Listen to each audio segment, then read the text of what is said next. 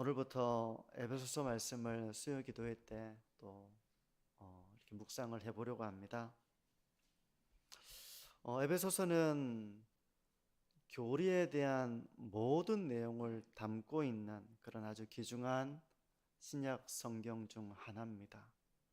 그래서 어떤 저명한 신약 학자는 바울 복음의 정수다 이렇게 말하기도 했습니다.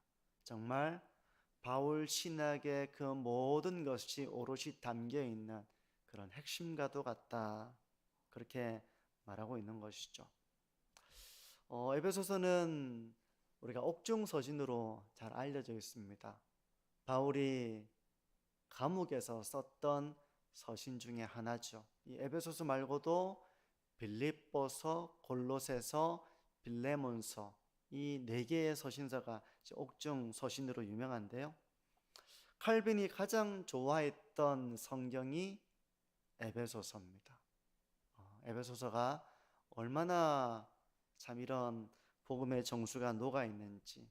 그리고 스코틀랜드 종교개혁가인 존 녹스는 마지막 임종을 앞두고 에베소서 말씀을 이렇게 들으면서 임종을 맞이했다고 하거든요. 특히 이제 아내가 마지막 이제 임종을 앞두고 있는 이 존 녹스 남편을 위해서 칼빈의 에베소서 설교를 옆에서 이렇게 들려줬다고 합니다. 그만큼 에베소서는 우리 교회에 참 주는 그런 영적인 보물과 같은 그런 서신 중 하나이고요. 많은 성도들의 사랑을 받았고 또 복음의 그런 참 진리들이 풍성하게 담겨 있는 그런 서신이기도 합니다.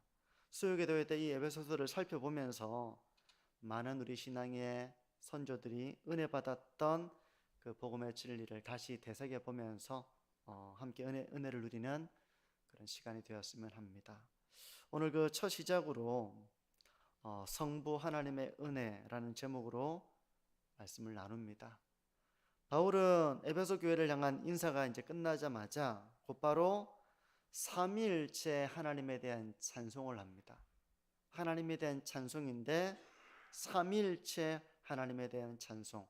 성도님들 중에서 삼위일체 하나님, 도대체 성부, 성자, 성령 하나님이 어떤 분이신지, 이게 잘 어떤 구분점이 있는지 그런 것에 대해서 조금 이렇게 뭐가 있을까 이렇게 생각하시는 분들은 이번 에베소서 설교를 들으시면서 사도 바울이 어떻게 삼위일체 하나님께 찬송하고 있는지 이런 것들을 조금 되새겨 볼 수 있는 기회가 될 수 있을 거라고 생각이 되는데요.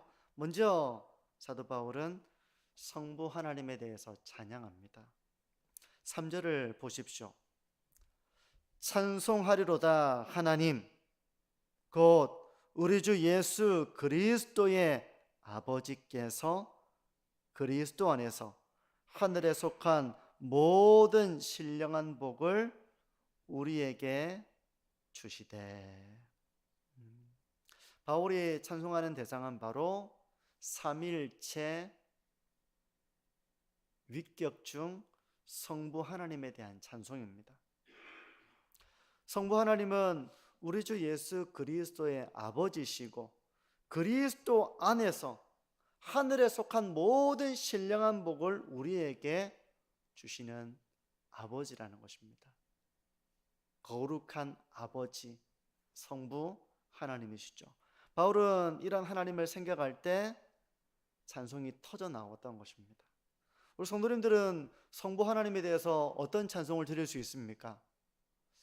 목사님, 성부 하나님께 따로 찬송을 드릴 수 있습니까? 이런 생각이 드시는 분들은 오늘 이 본문을 통해서 우리가 성부 하나님에 대해서 어떤 찬송을 드릴 수 있는지를 한번 생각해 보시면 좋겠습니다. 요즘 사람들이 이제 하는 말 중에 금수저다, 은수저다, 흙수저다 이런 얘기를 이렇게 뉴스에서도 하고 신문 기사를 통해서도 이렇게 읽고 그렇게 합니다. 무슨 말인가 하면 어떻게 태어나느냐에 따라서 여기 수저로 얘기하면 어떤 수저를 들고 태어나느냐에 따라 가지고 그 사람의 신분이 결정된다는 이제 그런 말이죠. 어떤 사람은 태어나서 잡는 수저가 금수저라고 말합니다. 그러니까 경제적으로 상당히 넉넉한 환경 가운데 태어나서 숟가락도 수저도 금으로 됐다는 것이죠. 어떤 사람은 그거보다 좀 떨어지지만 은숟가락과 은젓가락, 어떤 사람은 그보다도 못한 흙수저, 이제 이런 말들을 우리 사회에서 사람들이 하는 겁니다. 부모님이 경제적으로 풍요로우면 자녀도 풍요로운 삶을 살고, 부모님이 가난하면 자녀들에게도 그 가난이 대물림 된다는 것이죠. 이 말이, 제가 이 말을 이렇게 옹호한다, 동의한다 그런 의미는 아니지만 우리 사회에서 이런 말들이 공공연하게 이미 미디어를 통해서 이렇게 되어지고 있는 상황이죠. 근데 일부 우리가 이 말을 부정할 수는 없을 거예요. 자녀들은 아무런 노력을 기울이지 않고 부모의 것을 다 받아 누립니다. 노력해가지고 자기가 뭔가를 하는 게 아니라 자녀는 부모에 의해서 모든 것을 누립니다. 새로운 집으로 이사를 가면 자녀들이 어떤 준비를 합니까? 이삿짐 센터 알아보고 전화하고 짐 싸놓고 아버지 이사하려니까 너무 힘듭니다. 이런 자녀들이 있겠습니까? 과거에는 있을지 모르겠어요. 과거에는 저도 이사할 때 리어커 밀고 이렇게 했던 기억이 나거든요. 그때는 리어커로 이렇게 그 동네에서 동네로 가면 리어카에 다 실어가지고 몇 번에 걸쳐가지고 이사하고 그랬던 저는 기억이 나는데, 지금은 자녀들이 이사한다고 그러면 짐 싸고 이런 일은 아마 없을 거라고 생각해요. 저희 집도 그런 경우는 없거든요.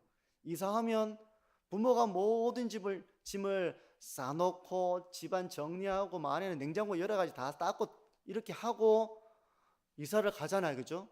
가면 애들은 할머니 집, 할아버지 집에 가 있고 아빠 엄마가 그 모든 것을 다 정리해 놓고 나면 아이들은 정리된 데 딱 들어와 가지고 방으로 들어가서 내 방이구나 이렇게 그냥 쉬는 거거든요.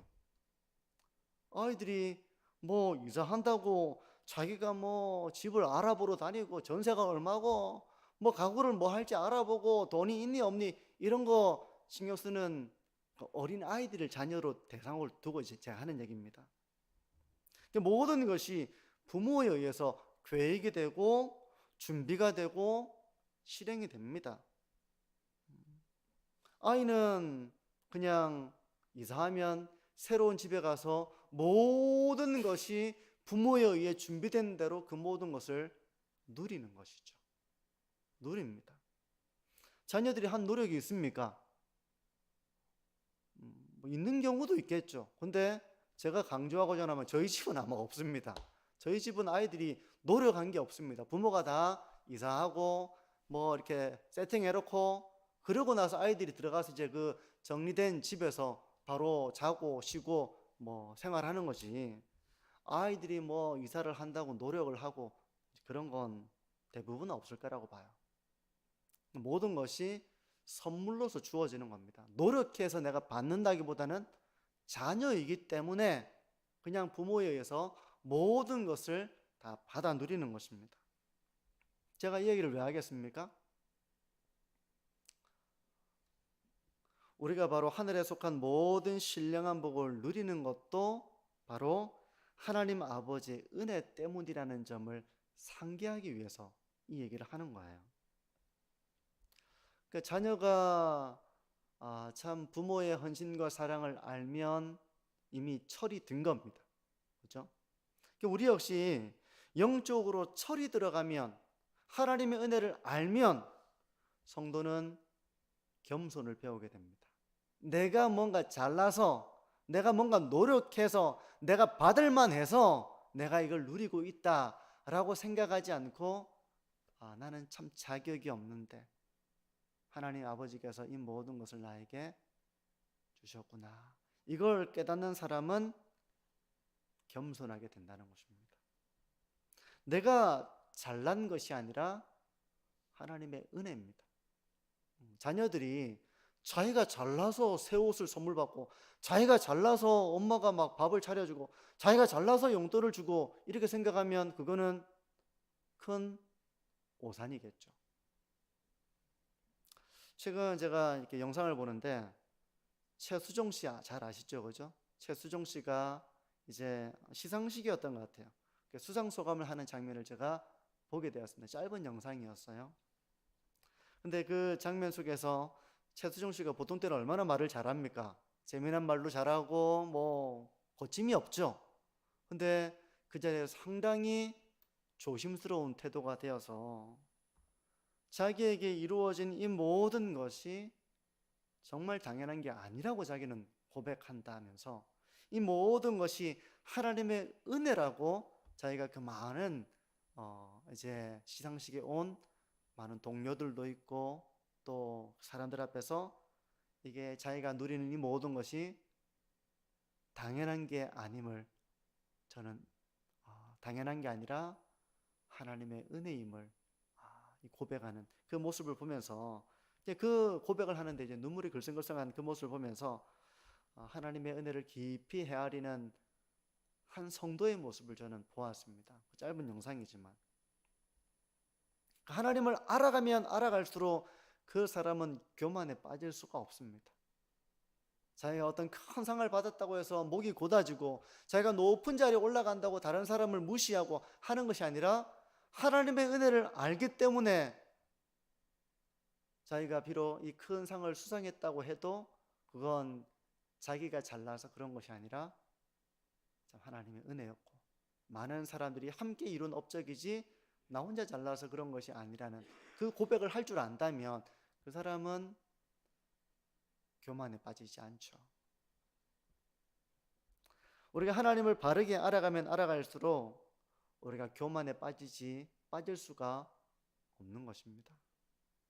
우리는 하나님을 알아갈 때 단지 지식의 차원에서 하나님을 알아가는 것이 아니라 하나님을 알아가면 그것이 감사가 되어야 됩니다.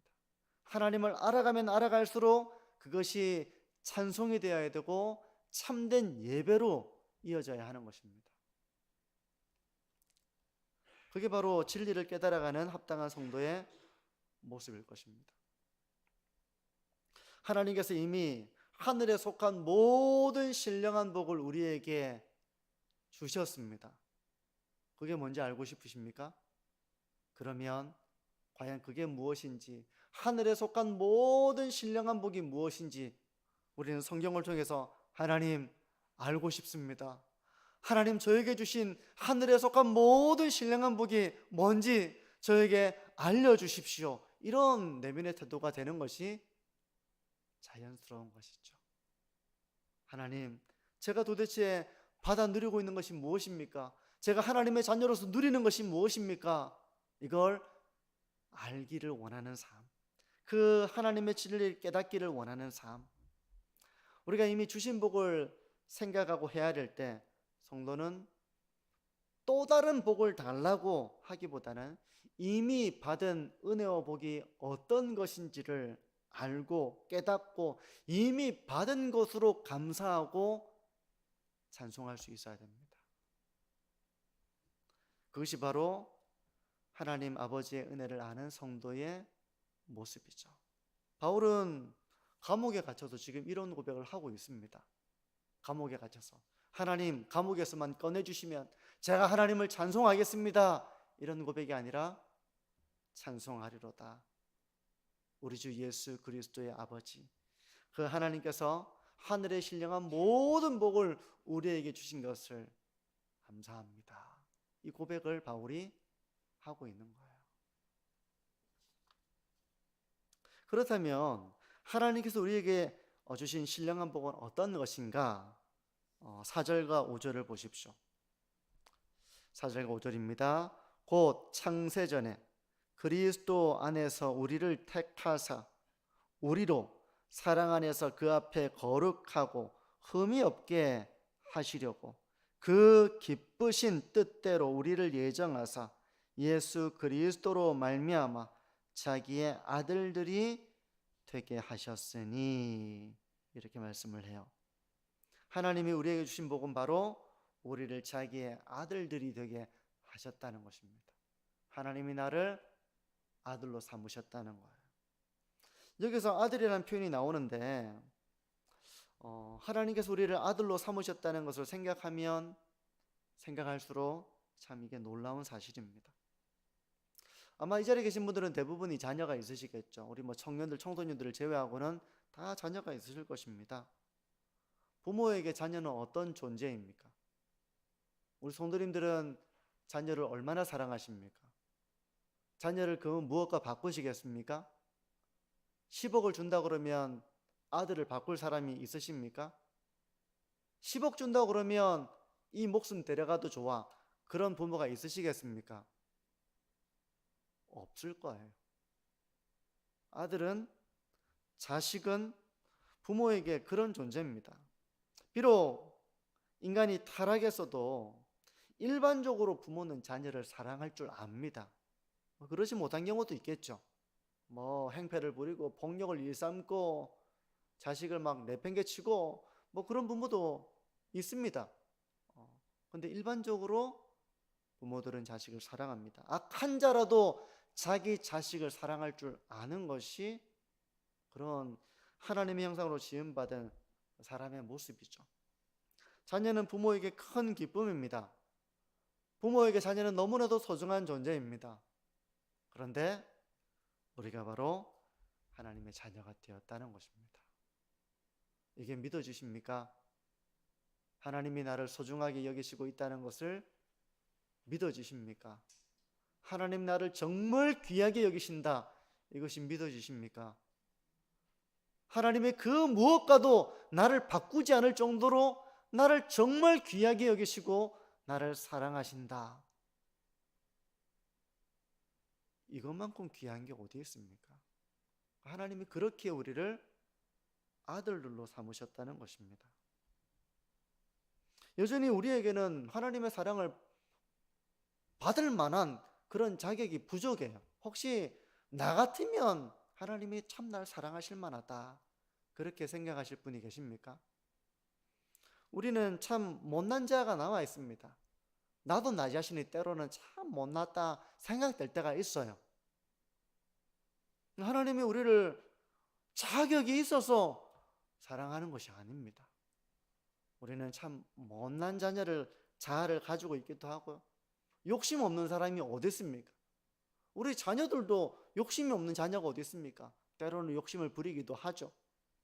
우리는 때로 욕심이 있고 이기적이기도 합니다. 아직 성화를 잘 제대로 이루지 못해서 하나님의 영광을 가릴 때도 있습니다. 그럼에도 불구하고 하나님은 예수 그리스도 안에서 우리를 하나님의 아들들로 삼으셨다는 것입니다. 그게 우리에게 주신 큰 복이에요. 여러분, 아들은 모든 것을 누리고 있는 겁니다. 부모의 모든 것이 아들의 것입니다. 아들은 물어보고 집에 있는 걸 먹고 사용하고 그러지 않습니다. 들어올 땐 물어보고 들어오지도 않습니다. 아들은 이미 부모의 모든 것을 공유하고 있는 자녀죠. 가족이죠. 그게 바로 자녀된 신분인데요. 우리는 바로 그런 하나님의 자녀가 되었다는 것입니다. 큰 권세를 가지고 있는 하나님의 자녀가 된 거예요. 이걸 한번 깊이 생각해 보십시오. 근데 이 일이 언제 이루어졌는가 하면 창세 전에 이 일이 시작되었다고 말씀합니다. 이건 참 우리가 이해하기 어려운 말씀 중에 하나예요. 하나님은 우리를 아들로 삼으셨는데 이 일을 위해서 언제 이 일을 계획하셨는가 하면 창세 전에 이 일을 예정하셨다고 말씀하십니다. 정말 놀라운 말씀이에요. 창세 전에, 우리가 존재하지도 않을 때 하나님은 전지하신 분이시니까 이 모든 것을 알고 계시고 예정해 두셨다는 것입니다. 근데 저는 이 예정과 관련해서 우리 성도님들이 오해하지 않으시기를 바랍니다. 예정은 종종 잘못된 그런 견해로 이렇게 오해될 때가 있었습니다.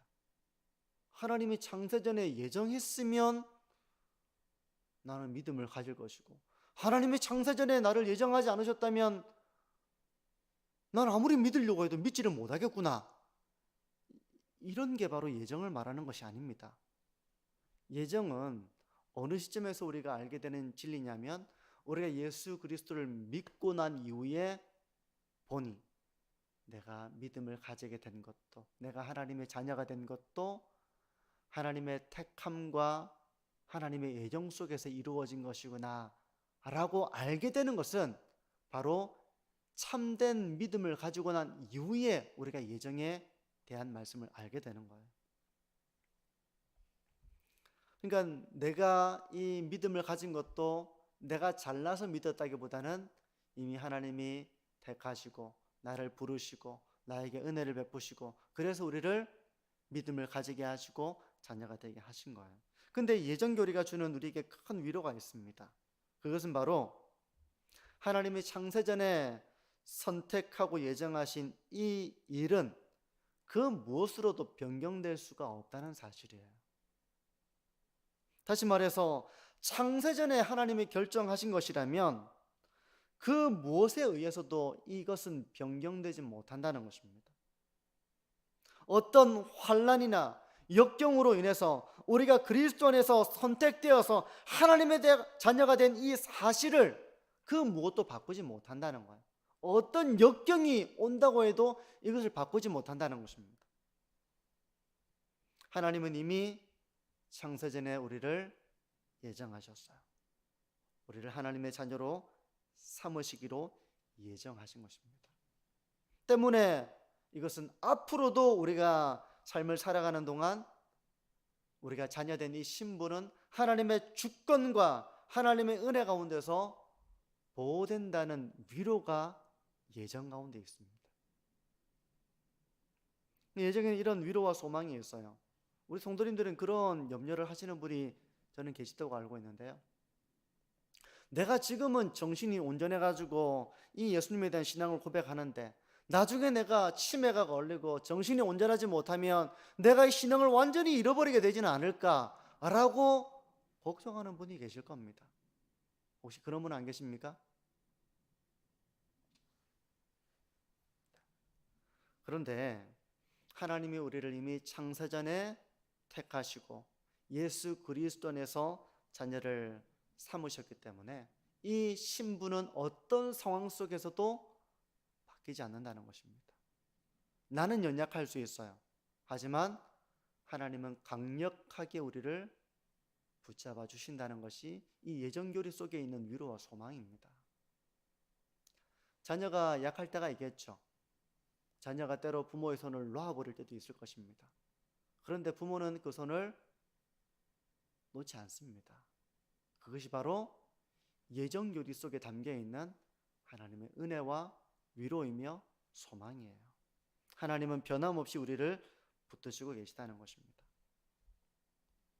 이런 사실은 사실 우리 인간의 이해로 담아내기에는 너무나도 벅찬 진리입니다. 우리는 시간 속에 살아가기 때문에 이 예정과 하나님의 주권과 전능하심을 정말 이해하기가 어렵습니다. 때문에 성경은 이런 이해하기가 어려운 이런 하나님의 일들 앞에서 찬송하는 것이죠. 도저히 우리가 다 소화시키기 어려운 이 하나님의 진리 앞에서 찬송하는 것입니다. 가슴 벅차게 그것을 믿음으로 고백하는 것입니다. 앞으로 우리가 살아가는 동안에 모든 환경 속에서 하나님은 우리를 자녀로서 굳게 붙들고 계실 것입니다. 이것은 그 무엇으로도 바꿀 수 없는 큰 복이 아닐 수 없어요. 우리가 이런 신령한 복을 받은 자들이 된 것입니다. 그래서 6절은 이렇게 말씀합니다. 이는 그가 사랑하시는 자 안에서 우리에게 거저 주시는 바 그의 은혜의 영광을 찬송하게 하려는 것이라. 우리가 하나님의 말씀을 통해서 하나님이 우리에게 어떤 복을 주셨는가라는 것을 정말 알고 깨닫고 믿고 확신하게 된다면 우리는 이 하나님의 선하심과 은혜를 깊이 찬송할 수 있게 될 것입니다. 성도 여러분, 신앙의 연수가 더해가면 갈수록, 우리가 하나님을 알아가면 알아갈수록 우리가 어떤 삶을 살아야겠습니까? 바로 하나님께 감사하고 찬송하는 그런 삶이 깊어져야 하는 것입니다. 그런데 성장하지 않은 자녀들이 있어요. 몸은 어른이 되었는데 마음은 어른 아이와 같이 자기 일을 감당하지 않고 모든 것을 부모가 해주기를 바라는 그런 사람들이 있습니다. 어른 아이라고 이것은 이제 교육학에서 말하기도 해요. 여전히 어른이 되었는데도 부모에게 종속되어서 부모가 모든 것을 해주기를 바랍니다. 여전히 이기적입니다. 이런 어른아이는 아이가 부모를 깊이 헤아리지 못해서 아이가 예의가 없고 감사가 없는 것처럼, 바로 이런 영적인 상태에 있는 사람은 하나님께 감사하지 않는 것입니다. 영적으로 어린아이와 같기 때문에 그래요. 성도 여러분, 우리가 드리는 찬양의 이유는 가장 근원적으로 우리가 하나님의 자녀가 되었다는 데 있습니다. 창세전에 우리를 예정하신 하나님께서 우리의 삶을 깊이 붙드시고, 우리는 하나님의 손을 일시적으로 놓더라도 하나님의 그 손을 끝까지 붙잡으신다는 이 하나님의 은혜와 사랑에 우리는 찬송하게 되는 것입니다. 그 사랑에, 그 은혜에 우리는 찬송하게 되는 것입니다. 나같이 참 성화되지 못하고 못나고 부족하고 참 자격이 없는 이런 자에게 한량없는 은혜를 베풀어 주시는 이 하나님의 사랑을 날마다 묵상하면서 교만의 길을 걸어가는 것이 아니라 도리어 감사와 찬송의 길을 걸어가시는 성도님들이 되시기를 바랍니다. 우리가 생각해 보면 모든 것이 은혜입니다. 저는 식사를 하기 전에 잠시 눈을 감고 기도를 드릴 때 하나님 감사합니다, 늘 하는 기도잖아요. 감사합니다, 이렇게 기도할 때 종종 큰 감동을 받을 때가 있습니다. 밥을 떠서 입으로 탁 가져가서 먹는데 내가 하나님의 은혜로 이렇게 살아있고 살아가고 있고 일용할 양식을 이렇게 대하고 있구나, 이 사실이 되게 감동이 될 때가 있어요. 하나님 감사합니다, 일용할 양식 주셔서 감사합니다 라고 기도하고 참 생각하면 이 모든 것이 참 하나님 아버지의 은혜구나, 이것이 저에게 와닿아서 참 감격할 때가 있습니다. 성도 여러분, 우리가 이런 고백 가운데 살아가기를 바랍니다. 뒤돌아보면 모든 것이 하나님의 은혜였구나, 지금도 아버지께서 나를 그렇게 붙드시고 계시구나, 이런 사실을 깨달아가면서 하나님께 감사와 찬송을 올려드리는 우리 모두의 삶이 되어지기를 바랍니다. 기도하겠습니다.